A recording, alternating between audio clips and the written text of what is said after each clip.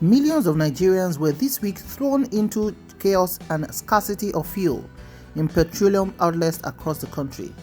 Hello and welcome to the news.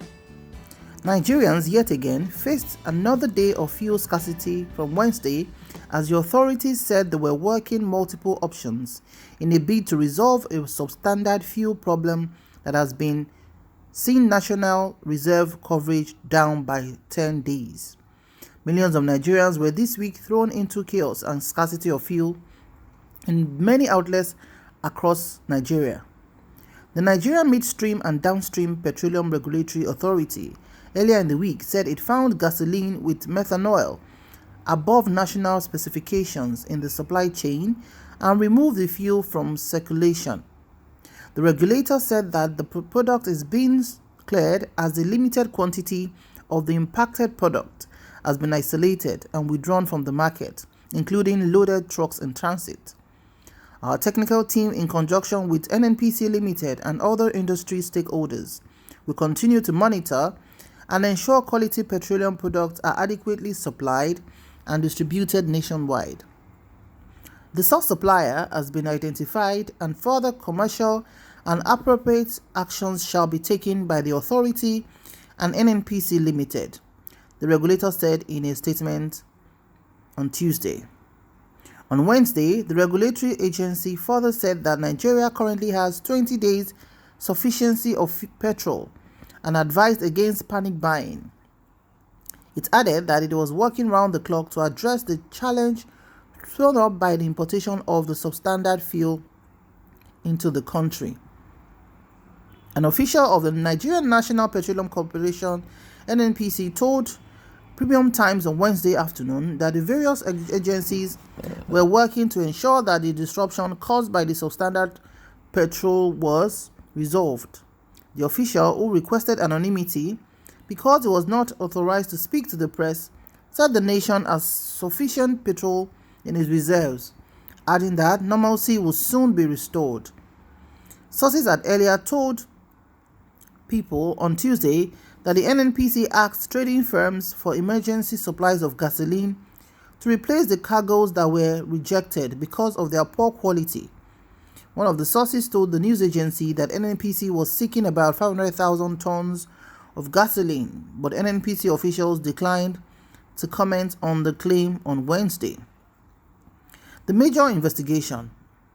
The Minister of Petroleum, Timipre Silva, said there will be a major investigation into the circulation of the unsafe quantity of methanol in petrol imported into the country.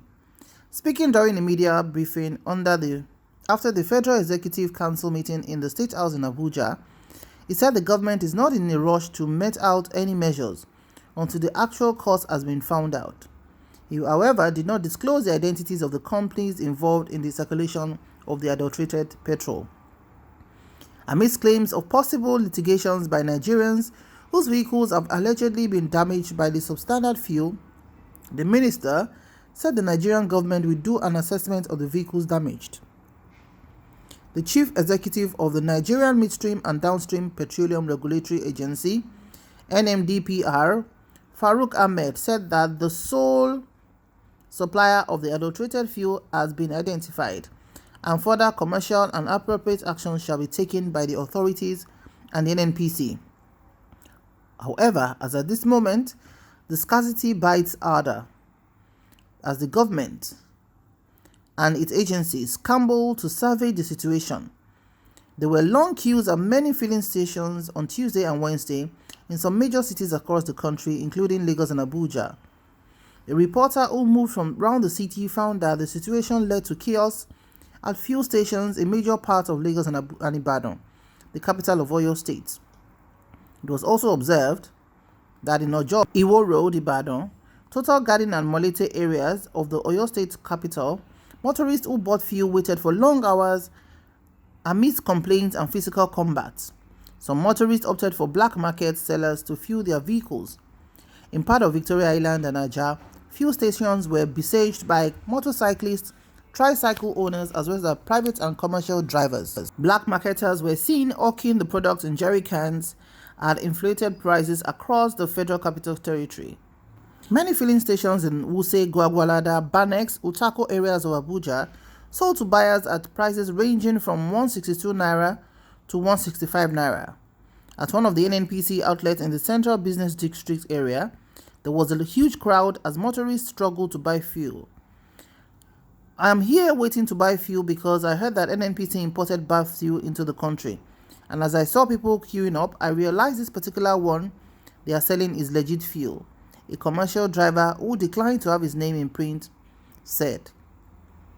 So many filling stations have been trying to meet up with the demand as people have been doing panic buying for a while now, and according to someone, I cannot sell without the approval of my manager because he only approved for us to sell to some selected people like his friends or relative.